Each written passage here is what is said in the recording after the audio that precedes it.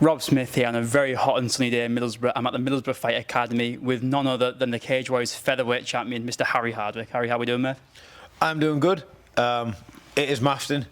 It is really warm. The air doesn't go anywhere in this gym. Tonight will be miserable, but hey ho, it is what it is. And so one of the main reasons I want to speak to you today was you kind of put yourself in the headlines recently with some sort of self-brought news. You plan on going to Abu Dhabi, and you said on Tuesday try and chase his UFC dream. So kind of talk to me about that whole, what influenced that decision? Well, I'm sort of, currently I'm in this kind of awkward stage where I'm in like a UFC standby mode almost. But it's quite hard to get in the UFC without Contender series or short notice at the minute when you're like probably around bantamweight to welterweight. Those divisions are really stacked and competitive. So I'm just trying to like make opportunities for myself. Contender series stuff, you need a US visa. I'm sorting that out. I'm not sure if like it is to do with the political climate of the world at the minute, but it's quite difficult to actually get an appointment for a visa right now. And then I just thought, right, I'm just going to have to make some opportunities for myself. I don't know if I can follow the UFC around to all of their international cards, but I have friends in Dubai, which is an hour's drive from Abu Dhabi. So there's places I can stay, and there's it's not going to like be too unrealistic to go out there and be ready. So yeah, I'm just trying to make an opportunity for myself in this day and age where UFC opportunities are really few and far between for like anyone from bantamweight to welterweight, really. And that is something I was quite surprised at, because I felt like it was getting to a point where I know every time I'd interview before the other fights, I was saying like UFC's got to be next. It's to me, it's kind of baffling it's even got to this point where you're having to go to Abu Dhabi, planning on going to America. I feel like it shows the current state with the UFC at the moment, and that's what I want to ask you about. Is it seems so hard now, especially for European guys, to get signed, and it never used to feel that way. It used to feel like there was obviously it's always hard to get. UFC is like it's the pinnacle. It's not going to get easy to get in there, but it felt like there was more opportunities back in the day, whereas now it seems so much harder. I wonder why you think that is. There's just a lot of fighters. I think the UFC matchmakers are getting a little bit picky. There's certain things that over a certain age, or like the age that you've got to be is getting younger and younger and younger with each year for the UFC matchmakers and like talent scouts to take you seriously. There's just certain things like maybe the last fight going the way it did is a knock against me. Who the fuck knows? It's just there are so many more pro fighters now than there used to be. That it's just there's more people fighting for these opportunities. Like for every spot on the UFC roster right now, there's like, I don't know, like 50 to 100 guys wanting in on it. It is hard work now. I do think it is having a bit of a negative knock-on effect on the regional shows and like the UFC feeder shows, where like divisions keep getting log jammed as a result of this sort of thing. Yeah. Obviously, I had to deal with that with the Paul Hughes situation, and now I'm kind of inflicting it on the rest of the division now, and I don't really feel comfortable with it, because it was shit when I was stuck in that kind of I've earned my title shot, but there isn't one going around, that limbo, and now there's a lot of good guys in my division who you could argue deserve a title shot, but it's kind of like I have to be doing this stuff behind the scenes now to be anywhere near a UFC opportunity, because they're much fewer and further between, and you need to be like doing things behind the scenes to remove the roadblocks yourself. Yeah, it's a very awkward situation, but I guess that is just the thing with there's way more fighters now. And so talk to me about that last fight, because I remember we kind of spoke. We haven't had the official interview since we've had conversation since that fight, and it was the UFC matchmaker was obviously in attendance that night. And I think you were saying to me before that as you were going for your walkout, you saw was it McMahon that actually leave the venue? Yeah, I was stood waiting to walk out, and then like I clocked him leaving. He obviously recognised who I was and just said good luck, and there was a bit of a nod. And then, like, I was a bit vacant anyway, because obviously George had lost his belt. I'd cornered a really stressful 5-round war. That is Linthorpe Road for you. I'd cornered a really stressful 5-round war, and George had gone to hospital, so it was like, I felt kind of vacant and weird anyway, but then just watching him just be like, all right, Mush, not watching your fight, I'm fucking off. Maybe it's because Nick Bagley versus Lopez was that boring, but like, I think he probably wasn't interested. In fact, no, in fairness, I think 100% the reason Mick Maynard was leaving was because it was a Javier Garcia fight.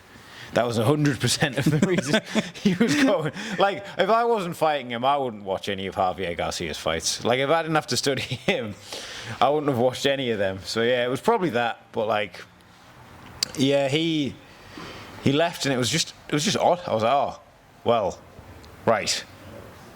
So how am I supposed to impress someone who isn't even there? And then the fight itself was just odd.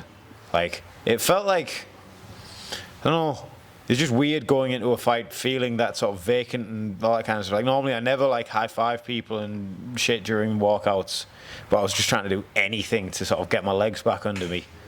And then he was constantly fouling in the fight, just nutting us, like doing just all kinds of just annoying, stupid shit while I was fighting at like way lower than my normal capacity. And I still easily handled him, but it was just a weird, annoying and frustrating night in many ways. It was a strange one. Like when I was watching the fight, I was thinking like he doesn't look himself, and I think partly, I think the biggest factor is probably the way George's fight went, and obviously you two don't like fighting on the same card. He wasn't meant to be on that same card. So, Tony, what was your mindset like as you're walking out there? And obviously George has obviously lost his title, and you've seen Mick Maynard leave, and did it all feel like it was all just going against plan? It couldn't have gone much worse in that regard, like going into it.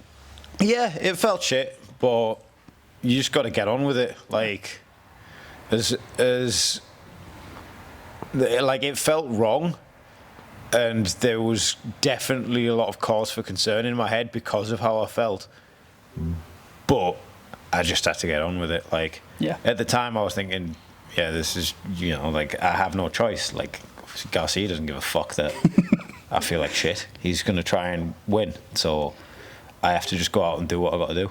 And one thing I was quite surprised at was Garcia's kind of post-fight antics. He's still chirping now. He's still kind of talking as if, like, he's acting as if he's the champion if the fight was even close, which surprises me quite a lot because I feel like when you're, especially at that level, because he has to be at somewhat a decent level to fight for a Cage Warriors world title, you have to be quite honest with yourself, and you have to be quite, there's Middlesbrough again, but you have to be quite like, you have to be able to be honest with yourself, and I think if he's really been honest with himself, that performance wasn't a good performance from himself. It was a very poor night at the office from him. And he's still talking now. I know he's chirping at Nick Bagley, acting like if he's going to fight Nick Bagley. I don't think he wants to fight Nick Bagley. But no. What do you make of him acting as if he's the current champion when in reality the fight was never really competitive? Like you said, he did a lot of fouls. The fouls weren't coming from yourself. It wasn't like it was a back and forth thing. It was him committing the fouls constantly. Yeah, like I think Bagley would handle him, to be fair. Mm-hmm. Unless Garcia can headbutt him. Because that's like...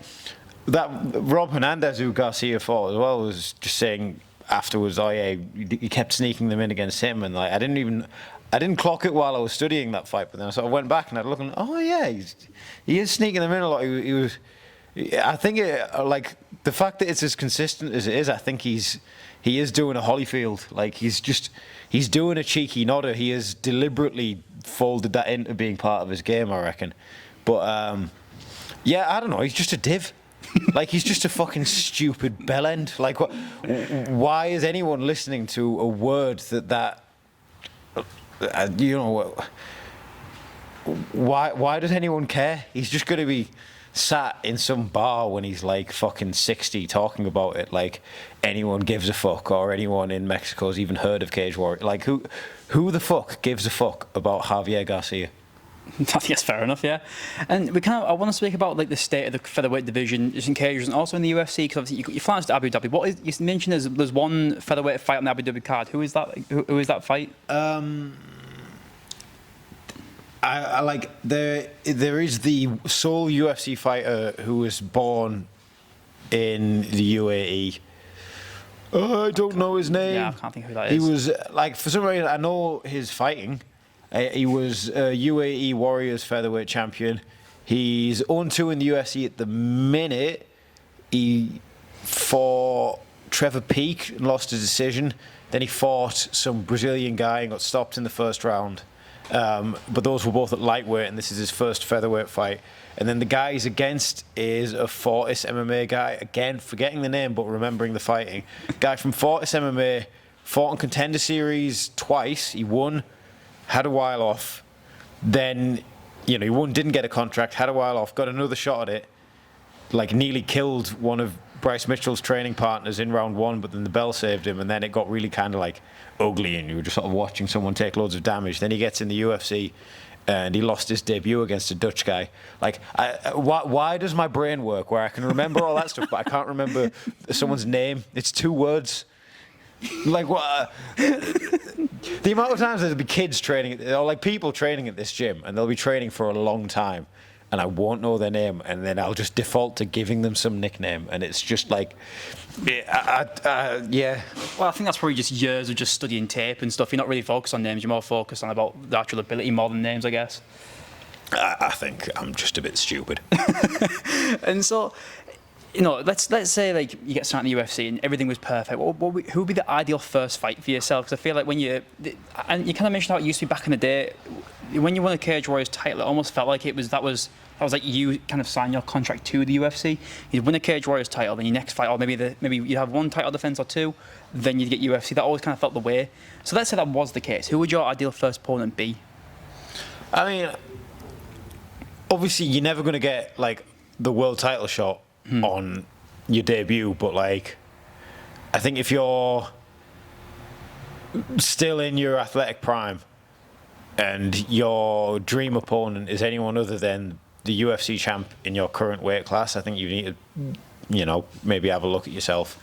It would be Volk would be someone who I would love to have a scrap with and then have a steak with. He is a cool guy. Yeah. Share it. September 29th. Share the same birthday for some reason. Yeah. Oh, there you go. There you go. There's some trivia. Again, I remember that, but I don't remember the name of someone who's been coming to the gym for like 4 months.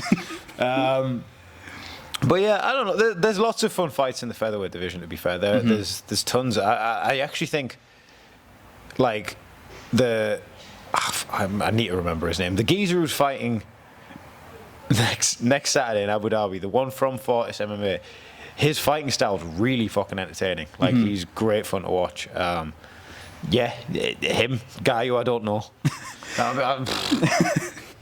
And I want, because there has been some recent signs from the UK. I know that the biggest one is Shamrock. Shamrock has got the UFC, and I feel like it's obviously very deserved. He's one of the biggest names in the UK right now. He's entertaining. He's got that style. But it makes me think as well, like, I'm still surprised by the whole thing with Luke Riley. I'm not sure what's going on with him. I've heard little bits and bobs, but once again, it just seems a bit silly that fighters like Luke Riley. I know Shem said on the podcast that Luke's going through Contender Series. Once again, I feel like it's not needed. And I feel like that's the case. He says, I think it doesn't. I think the UFC have just kind of putting people through Contender Series when necessarily they don't need to. If you look at someone like Luke Riley, he's got such a high ceiling. He's proved his level time and time again. He's made for the UFC, it feels like. So it's a bit baffling to me why some of these fighters are going through Contender Series and some aren't. Yeah, it's odd, but like for the last few years, no one was just getting signed outright. Whereas they've signed Robert Rushala, the KSW guy. They've signed Shem. Not too long ago, they re-signed Mason Jones. So like, things are looking more positive in the direction. Like, because for a good couple of years, it was just like, it's Contender Series, short notice, or fuck off. Yeah. Whereas now I think they're going back to like actually signing people. So, I would say things are looking positive in that direction. I think Shem deserves to be in the UFC. Really. Yeah, I think so. So does Rushala. So yeah, like, again, things are positive. Like, I hope Luke Riley gets whatever it is sorted. There's like things here and there behind the scenes that you sort of hear. You never know it's true because like people can gossip. Of course.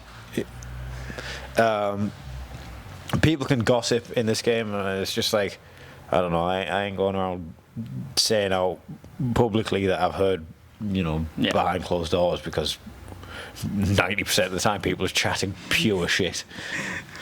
And we're here at Middlesbrough Fight Academy, and for my university course, I'm doing like a little piece on about this gym. It's quite unassuming. You look at like Linthorpe Road, and you wouldn't even know it was really a gym here. But people who know about it, it's birthed 2 world champions. It's got Cage Warriors fighters. It's got the next generation of fighters coming up. So, what was your first impressions of MFA when you first started? Because I know when I interviewed you a while ago, you were saying how you were playing like fighting video games like Tekken and stuff, and that's what kind of influenced you to get involved in MMA. And so, what was your first impressions of MFA as a gym? I don't know, I'd come from just Thai boxing, and then my coach from the Thai boxing gym moved and started teaching here. So I just tagged along with him, and then I was just like grappling. Because I played the UFC game a bunch, I sort of knew what submissions were. And in fairness, this guy was probably just someone who'd never trained any sport in his life and was quite tired. But I'd like hit triangles and triangle arm bars and stuff in my first session. I was like, oh, I'm mint at this. I'm going to be so good at give me a year. And then obviously it didn't work like that. I actually, not a while afterwards, got to roll with people who were good and got absolutely smashed, and then wrestled with Abdul and got thrown about. But like, I don't know. It's just, it is quite unassuming, but it's just a place where it's about mixed martial arts. It's about fighting. It's not like some money spinning Globo gym kind of deal like that. It's just very purely about mixed martial arts and producing mixed martial arts fighters. So I think it's a blessing that we've got something like this here. Just mega grateful that Abdul set it up. Do you know, like, guy from Afghanistan fought all these top names all over the world, and he chose to hang his hat here, and this is where he's built this gym, and give me and George years of coaching, there's really strong foundations, give all these fighters that. So like, again, I'm just grateful. And so, do you know when was the gym actually set up? So I think there was some like previous iteration of it, which was essentially just in some like shop with matted walls. It was probably smaller than the cage over there. I think that was its first iteration, but I think where it is now, it's been here since 2009, 2009. Yeah. But again, I don't know, because I just don't know. And how long have you been coaching here? Coaching, I don't know, I started training here 2012, I think. I probably started coaching probably about 2016, 2017, something like that, or like along those lines. And when you look at some of the other gyms in the country, some of the bigger ones, like say Next Gen or Manchester Top Team, they've got these massive like spaces, like almost like in sort of like warehouses where they've got massive spaces with endless bits of equipment, and then MFA, you've got it's a small, humble space, but it's birthed 2 world champions, and you've got Leon Arms over there, who's now in Cage Warriors as well. You've got so much up and coming talent. And did you ever think that a gym like this, compared to these super gyms in like London and Manchester, could compete? Yeah, like Dan Gable won an Olympic gold medal in wrestling when he had like 2 mats in his garage, and he was just grabbing people from the football team and wrestling them one after the other. Like, it's about what you're doing. It's not about the space you're doing it in. Like, we've got everything you need. We've got, squat rack, bench, some dumbbells, or, an assault bike. It's basically everything you need as far as strength and conditioning goes. We've got bags, we've got a mat space, we've got a cage. What else do you need? Yeah, couldn't say that myself. And so, what have been some of your proudest achievements from like having success at the gym? I don't know. There's just like lots of little things. There's just the amount of different fighters come through. Like getting fighters all the way through from amateur to pros. That's a big deal. I don't know. Like, it's the work and the process itself is what makes me happy, and what keeps me satisfied. Like, it's just the fact that it's an ongoing, never-ending process is the good thing. Like, it's mint. Like, you know, the other week when Luca had his Thai boxing debut in Jersey and chinned the guy and was just buzzing and like giving experiences like that to someone, you know, like it's just mint. Or Yad making his debut, you know, like just seeing a kid graft their ass off and then make the debut and be screaming and like, you know, that's mint. You absolutely cannot put a price on that. And we spoke about how at the moment there's not much money in MMA. Like the gym probably doesn't make you millions of pounds. Like people see Conor McGregor and people like that, and they think, oh yeah, fighters, especially world champions, they'll make millions of pounds. I don't think that's what people are thinking when they see Conor McGregor. Yeah, maybe not now. Yeah. Yeah, but they're thinking other things at the moment. Lifting weights, yeah. And so, but what is the motivator for you? Obviously, what gets you up in the morning and thinks, I want to, you know, dedicate my life to this coaching, so many classes, and sacrificing your own career for coaching in some cases. What is your main motivator right now?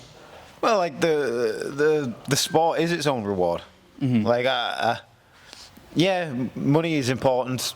You know, like it's getting to a point now with my age and stuff, as far as like the UFC stuff goes, where like, you know, I've got to get to a point where it's realistic. Like, all right, now I need to start looking at more like financially lucrative fight opportunities as opposed to you know, just cool experiences, as opposed to, you know, going this path. So like, money's important, but just at the end of the day, the sport itself is the reward. Like, getting to wake up and do MMA every day is the reward. Like, if I was to win the Euro Millions tomorrow, I would have a nicer car. The gym would be in a much bigger building with a roof that doesn't leak. But I think I'd still be here twice a day. I would still be living a very similar life to what I'm doing now. Like, I'm very content with my situation. I love coaching and I love training, so yeah. And you've described this gym in the past as it's held together by duct tape. And as you know, as the gym progresses and more people, as I can imagine, especially with the success you and George have had, there's been more and more people wanting to train here. Has there ever been a thought of potentially, you know, moving space and trying to find a bigger area and also maybe just a bit of an upgrade? Yes, but the timing would have to be right and the space would have to be right. Like, you know, you've got to keep an eye out for things. But for, you know, we've got a pretty good situation going with this. If we were to move, it would need to be something that made financial sense and didn't add a load of stress and bills and, oh, we've got way more rent to think about. Oh, so we've got to maybe sacrifice, you know, water down the product here and put more of these kind of money spending fitnessy classes on here. You know, like, it would have to be something that made sense. One day, things are, you know, it is getting busier here. We will probably need somewhere bigger, but for now, this is home. I guess the one non-negotiable is it has to be in Middlesbrough, because like you guys embody what Middlesbrough's about. Like it's you think of Middlesbrough and like when people mention, like when people at university ask, oh, where am I from? Like, where am I from? I always say Middlesbrough, and I was like, oh, is that where Palmo's from? I'm like, well, that is what we're known for, really. But you guys embody the Middlesbrough lifestyle. You are so Middlesbrough, it's unbelievable. And the fact that you guys are trying to help put Middlesbrough on the map, I commend you for it, because it's a place that, you know, it's not many people know much about it, and it's good to see that you guys are putting us on the map. Yeah, definitely, and like obviously it'd be in Middlesbrough because I can't be bothered renaming it. Or you could just do a Linthorpe Beds and just be called Linthorpe Beds while being in Portrack Lane now.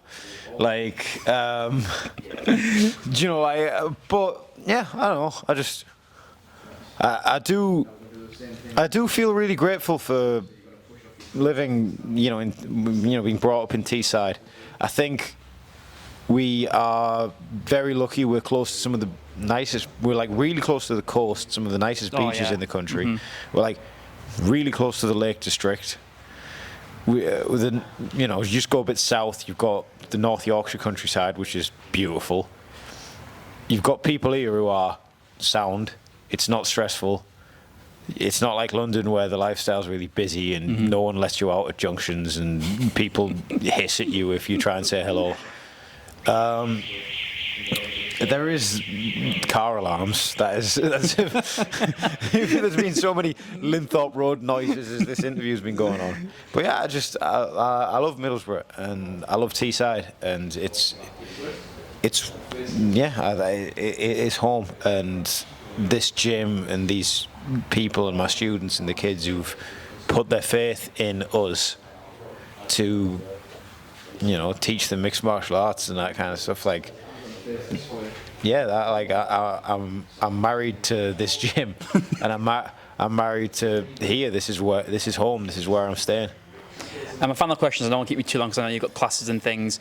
We spoke about, you know, the state of the cage warriors division right now, and you don't want to hold the belt up and things. But there's one thing you mentioned, I don't think you've ever announced it publicly, is you're teasing maybe potential lightweight move, because you were so active as a champion. You obviously, when you're training that much and putting that much stress on your body, you're going to put on a bit of muscle, a bit of size. It just comes with training as much as you do. And so, you mentioned there about potentially moving to lightweight. Is that something that you really are thinking about, or is it maybe just thinking, like, you know, if an opportunity comes about at lightweight, you'd take it? Like there is the thought, like, as you know, like there's guys like Bagley and Solomon Simon who are in a very similar position to how I was with the Paul Hughes situation, and it's frustrating and it's shit. And I don't want to be out here inflicting that on people while I have to get all this other bullshit sorted. If I were, you know, like I think something needs to happen to get the division moving again. Also, I have put on a lot more size recently. Like I've brought myself within striking distance of making featherweight in case of an opportunity next week, but it'd be a fucking struggle. Like, and I've brought my weight down, and like George posted a TikTok the other day where, you know, we were in the same TikTok, he was holding pads for me, and then people were commenting, "Oh, Harry's looking big." Do you know, like, I've just sort of like gradually being increasing in size, and it would just be cool. I don't know. It would make the whole fighting thing way more enjoyable. Like, I've got knockouts and submissions at bantamweight. I've got knockouts and submissions at featherweight. It would be a little cool feather in my cap to try and get one of each at lightweight. I don't know. Like I'm flirting with the idea of it. I think if it was something that could free the division up and just allow it to keep moving before I, you know, get all this bollocks sorted with trying to, you know, have to do behind the scenes shite that doesn't involve fighting to try and make an opportunity for myself. Yeah, I don't know. It'd just be a bit of crack, innit? Yeah. Like, what? I'm gonna have a fight with someone bigger and just fucking hoy hands at them, and then like they'll probably be much bigger and able to squeeze more, but then I'd have better cardio and speed. I don't know. Fuck knows. I don't, like, I haven't. This is only an idea that I've had sort of like. I've semi-flirted with at the minute, but I'm kind of like, it does sound more and more appealing. The more and more I think about pasta. Well, I don't want to keep you too long. I know you've got the classes to run. I just want to thank you for having me at the gym as always. You know, you and George. I always, you know, thank you and George, because you two were like the first few fights who actually gave me a chance to do interviews and stuff. So I just want to say thank you for that. I do appreciate it. You know, the work you guys do here is unbelievable. I would give you a handshake, but I'm sweaty hands. So we'll do a class one of them ones. Thank you. No worries. Appreciate it. Always welcome through the doors at Middlesbrough Fight Academy. I don't know where I'm going with this. Kids, don't lift weights. Do resistance training, but don't lift weights. Quality, mate. Thank you.